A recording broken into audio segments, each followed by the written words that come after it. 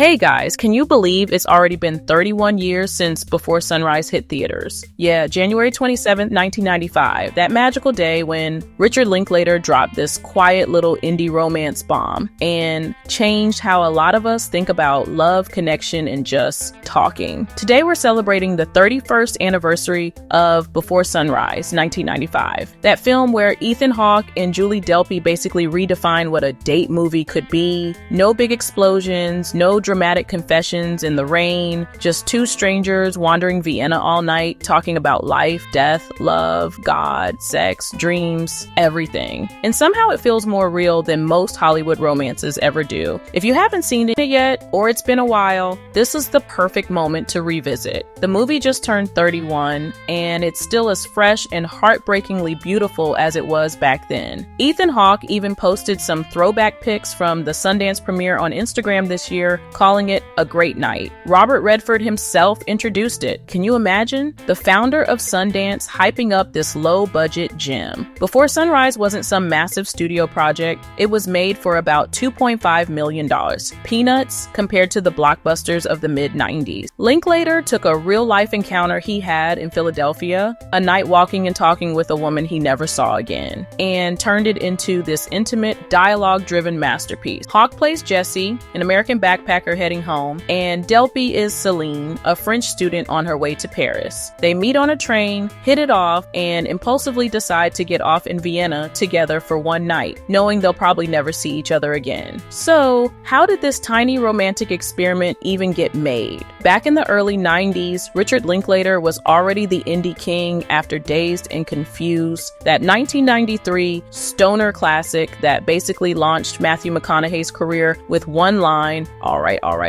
But Linklater wanted something completely different. He wanted a movie that felt like real conversation, not scripted Hollywood dialogue. The idea came from his own life. In 1989, while waiting for a flight in Philadelphia, he met a woman at the airport. They spent the whole night walking around the city, talking about everything under the sun. They never exchanged numbers, never saw each other again, but that one magical night stuck with him. He thought, what if we made a whole movie about that? Just two people talking, walking, falling in love, and then saying goodbye forever. He pitched it to Ethan Hawke, who had just done Reality Bites and was becoming the voice of Generation X. Hawke read the script and said yes immediately. Then came Julie Delpy. She was already a respected French actress. She'd worked with Godard and Kieslowski, but she wasn't a huge name in the US yet. Linklater wanted someone who could match Ethan's energy, someone smart, funny, a little sarcastic, and completely authentic. When Julie read the script, she told Richard, "This isn't a script, this is just life." And she was in. The budget was tiny, around $2.5 million.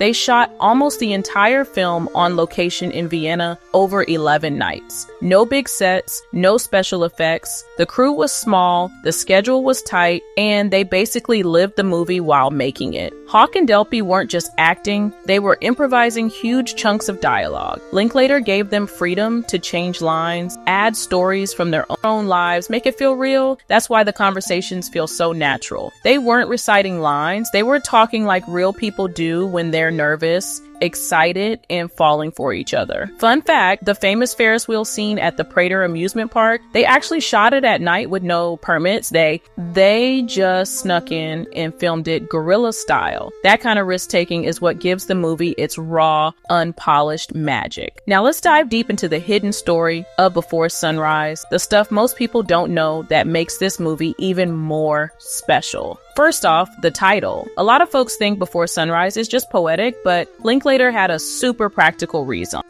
He actually wanted the film to be watched before sunrise, like a real-time experience. He joked in interviews that the dream release would be at midnight, so the movie ends exactly when the sun starts coming up. The studios obviously never went for it, but that idea alone shows how much he wanted the audience to feel the same ticking clock urgency Jesse and Céline feel. show, that desperate sense that time is running out. Vienna wasn't chosen by accident either. Linklater picked it because it was affordable, they got tons of locations for free, stunningly beautiful, and had that perfect bittersweet old world melancholy that fits a one-night romance. But here's the crazy part. Almost the entire movie was shot in real time, at night, exactly like the story happens. When Jesse and Céline are at the cafe, the bookstore, the park, the movie theater, those were the actual hours. Hawke and Delpy were literally walking the same streets, talking to real extras who had no idea they were in a movie, sometimes even asking random people if they could film inside their shop or ride the Ferris wheel. The famous Ferris wheel scene at the Prater amusement park, they shot it guerrilla style, no permits, just snuck in at night and filmed it quick. Pure indie chaos. Another huge secret, the original script had way more voiceover narration. Linklater planned for Jesse to tell the story years later, looking back. He cut almost all of it because he felt it killed the magic of the present moment. He told Criterion Collection later, "We wanted the audience to feel like they were there with them, not listening to someone remember it. That one decision changed everything. The movie became pure, right now, no safety net, no looking back." And the chemistry between Ethan and Julie, it wasn't just acting. The two became real, close friends on set. Julie has said they spent their off nights wandering Vienna, having the exact same deep late night talks the characters have about love, fear, God, future. A ton of what you hear on screen came straight from those real conversations. Linklater gave them total freedom. If the line doesn't feel right, change it, talk like actual humans. There were takes where they improvised so much, the camera operator literally had to run to keep up. That looseness is why the dialogue feels alive. Oh, and that heartbreaking train station goodbye, they shot it in long, unbroken takes with no cuts. Hawke and Delpy were actually crying by the final take. Julie said afterward, "We didn't know if we were saying goodbye to the characters or to each other. It was so intense the whole crew went quiet after the last action. They knew they'd captured lightning in a bottle." Let's talk about the legacy, because Before Sunrise didn't just come and go, it quietly became one of the most influential indie romances ever made. When it hit theaters in January 1995, it didn't explode at the box office. It only made about $5.5 million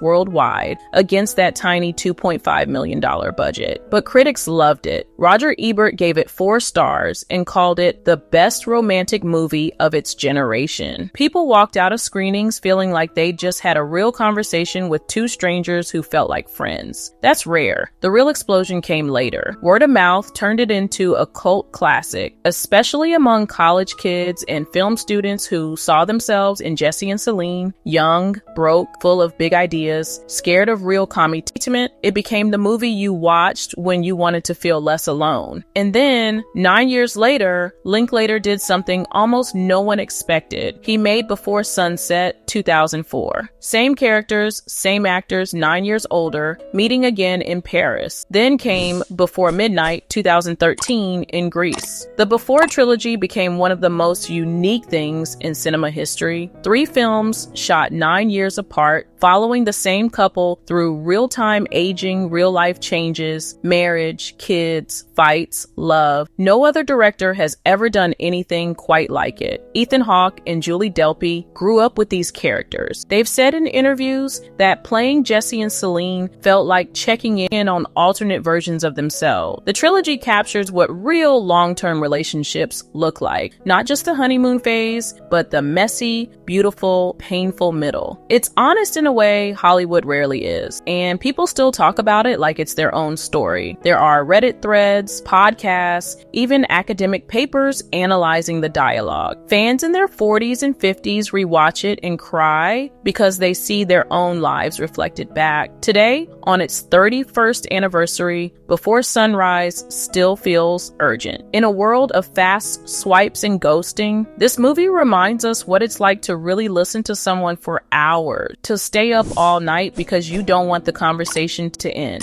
It's proof that sometimes the smallest, quietest films leave the biggest mark. Linklater took a risk on two people just talking, and 31 years later, we're still listening. And here we are, 31 years later, on January 26, 2026, the eve of that magical release date, and Before Sunrise still hits different. It's not just a movie anymore, it's a feeling, a reminder that sometimes the most profound love stories don't need fireworks or grand gestures. They just need two people brave enough to stay up all night talking, really talking, before the sun comes up and the real world pulls them apart. Linklater, Hawke, and Delpy gave us something timeless, proof that connection doesn't expire. Jesse and Céline didn't get a fairy tale ending in the first film, but they got 9 more years, then 9 more, and showed us that love, real, messy, human love, keeps evolving if you let it. So tonight, if you're feeling nostalgic or just need to remember what it feels like to really listen to someone, put on Before Sunrise. Let it take you back to Vienna, to that one perfect night. Because 31 years on, it's still one of the most honest love stories ever told. Thanks for watching this little celebration. Drop a comment. What's your favorite moment from the Before Trilogy? Hit that. Like, if this made you want to rewatch, subscribe for more deep dives into the films that shaped us. And I'll see you in the next one. Take care and keep talking.